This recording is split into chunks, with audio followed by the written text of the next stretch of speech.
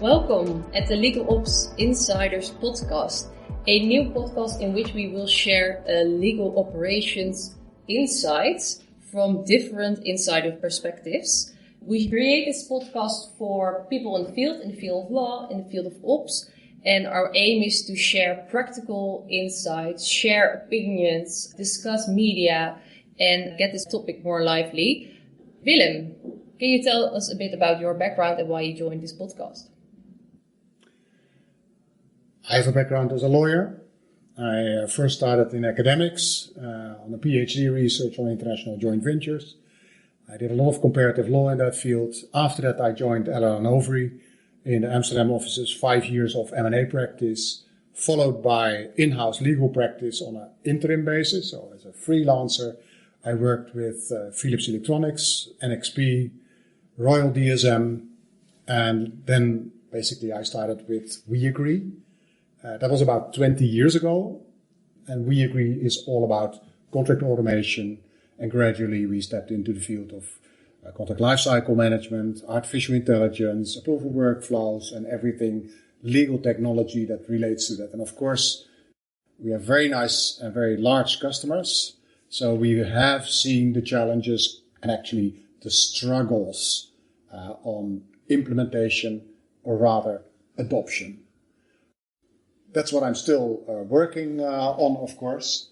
So I'm very curious to hear from you.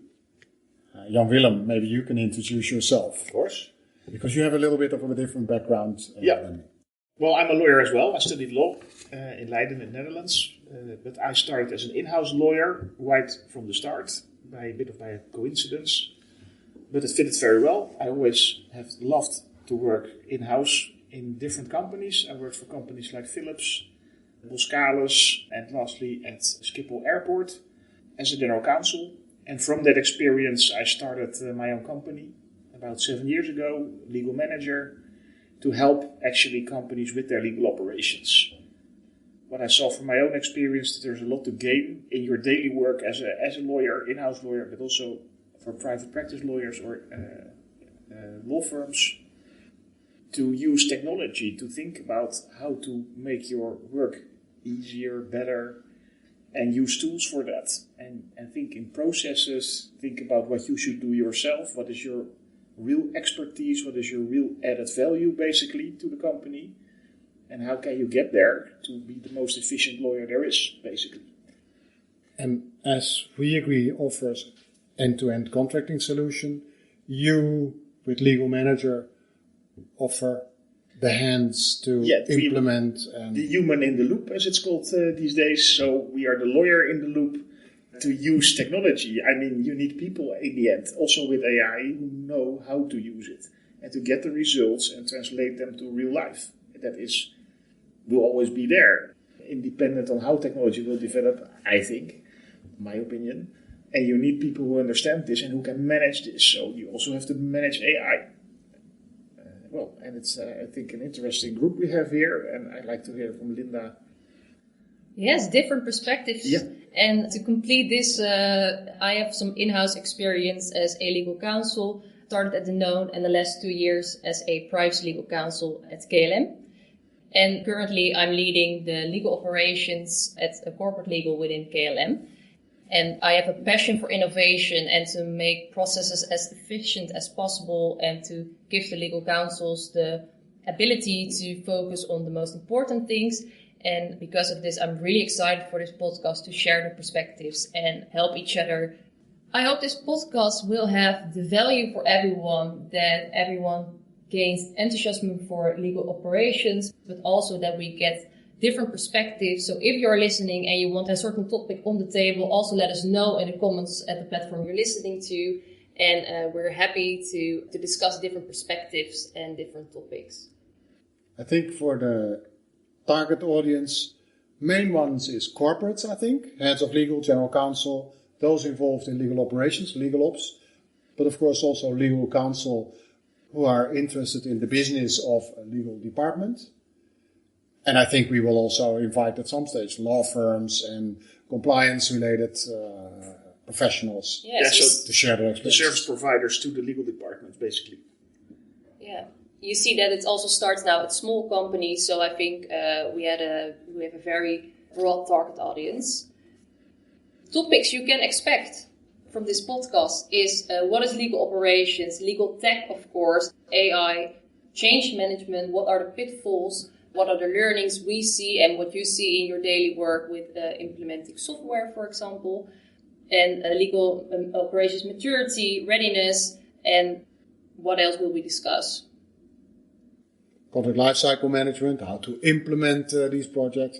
And of course, and I think that's a big challenge for everyone, as we know, in the field. It's not only about us. How to get users to change their way of working, to adopt contract lifecycle management. Yeah, and legal operations is still relatively new, although in the US it already exists a little bit longer. You have CLOC, a US organization specialized in legal operations. In Europe, they're also active, but also relatively for a short time, I think for maybe 3 years, maybe even shorter. So it is still a new field. And I think it's good to realize that, and that's also why it is so interesting now to talk about it and to see how it develops and how you actually can use it. So how can you use legal operations in your daily life, or how will it work for you? Maybe that's even better to say it. How does legal operations work for you in your daily life as a lawyer? What is legal operations for you? Legal operations is everything that has to do with the organization of the legal work as a lawyer, but also in your own organization. You need to interface with the rest of the organization in your daily work. And that is not just by communicating over the phone or by email, but also by organizing your work in the most efficient way. Also based on data, you have to find data. The organization has to be able to find data, legal data, or data that is in contracts, for example. And all that relates to that, and that's both the technical side, but also the human side, so the people who need to do it, and the people who need access within the organization. All that is, in my opinion, legal operations. And next to legal operations, you have the actual legal work, so the content, the litigation, and things like that. Mm-hmm. I think it's good to say that the legal advice and the legal service itself is not the legal ops itself, but that's the work of the legal counsel. Exactly. But everything that enables the delivery of legal services to the business outside, to operate data, that basically the MBA, the entrepreneurial aspect of organizing a legal department, operating delivery of legal services, that is legal ops. I think that's a really good description. But do you think that wasn't there before? Because I have the feeling that legal operations is now quite a hype. If you look at LinkedIn, there are a lot of posts about legal operations. That can also be due to the rise of AI. But do you think that legal operation wasn't there before in the Netherlands? Because it already existed in the US and London. In essence, that has always been there. I mean, if you are a legal department with more legal counsel and you are the head of legal, then you need to organize your department a bit. You need to manage your people. Data has become extremely important over the past 2 years because it's so key to leveraging AI. But apart from that, also data in the past has been important. If I go further back in the past, I think you already had to manage a legal department and your operations, and legal departments have always had their challenges in being cost efficient, being keen, getting the right budgets, stakeholder management. So talk to the people in the business to free up budgets for your legal or legal operational projects. So it has always been there. I think during the last few years, costs have become more and more important. Data have become more and more important. Costs flow out in inefficient processes. So I think to say legal ops is based on 3 pillars.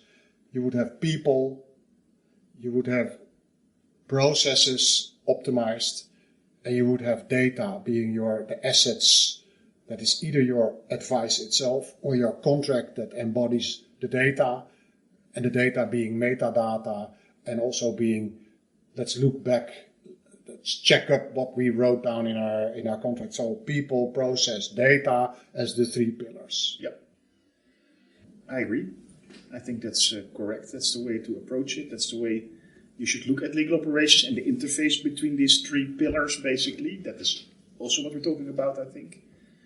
And it's important to understand why data is so important, because that is not something you get during your legal studies, for example. No. I think for lawyers, it is still a challenge to think in data and to understand what data is, how you use it, and how you can use it in a smart way, and how it can really improve your life, not just by making your work easier, but also get a better quality. Yes.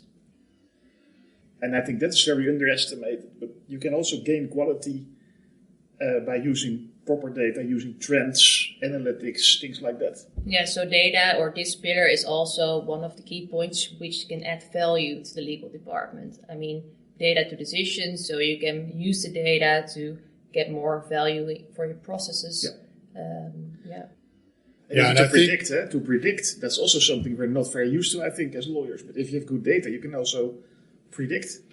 You get the risk management, because that's also, of course, an element in working with data. You get metrics. That is something I think quite new and only available for those who get at an advanced or on a mature level of their legal operations. Absolutely. Where you collect how much time does an approval cycle cost on average, or how much time costs the creation of a contract. I think many people really have no clue. Yep. You're emotionally geared to think that it doesn't take you that much time, but if you clock your time, actually, I think it will be shocking, and that's also what we see in success cases with contract automation, for example.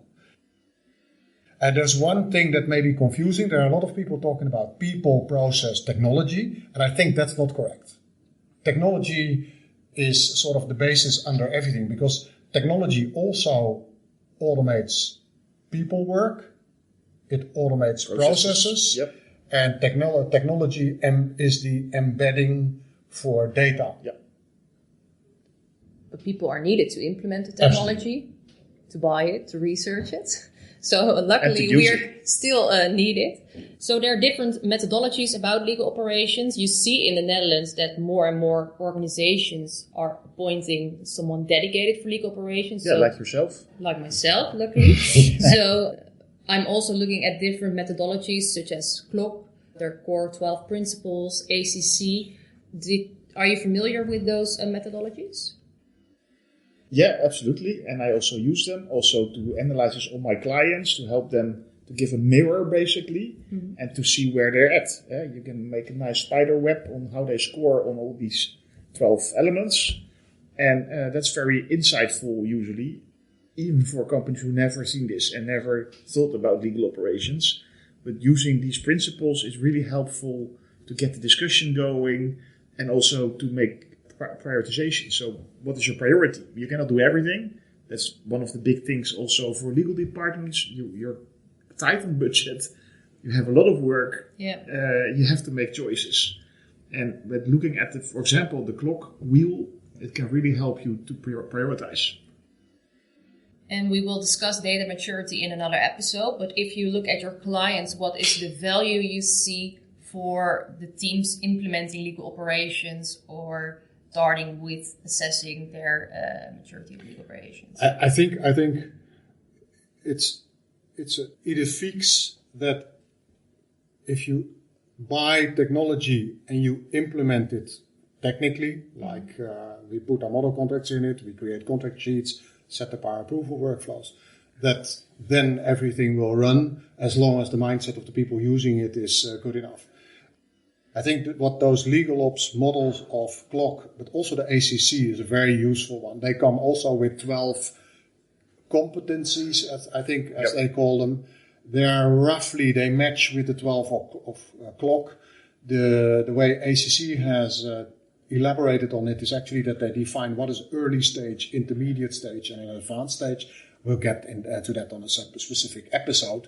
But what we see is that if you're not ready on the whole level of all those 12 competencies, and ready doesn't necessarily mean at a transformative stage or so, but you won't be able to get adoption of the technology if you don't reach a sufficient maturity level on data management, change management, on how you allocate your resources, how you free them up, and all those 12 competencies that come into view for that. Yeah, well, and it sounds like a lot, huh? I mean, it sounds like, oh, how am I ever going to do that? And how do I start with 12 companies and develop them all? But it's not that hard. And I think that's also one of the things we like to discuss during these podcasts is how can you do it in a practical way? How do you make your choices? Where is the low-hanging fruit?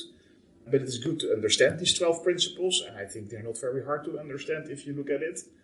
And it's just the basis. It doesn't mean you have to score right away on a high level. You should just start, make a start, prioritize, and then get going. And also fit them to your organization. Eh? Absolutely, yeah. For example, at KLM, I looked at the 12 principles and changed them to, with my colleague Andrea Vasleen, to 7 principles for our organization, which fits in our processes. And I think we discussed technology, which is very important, but also topics as external counsel management.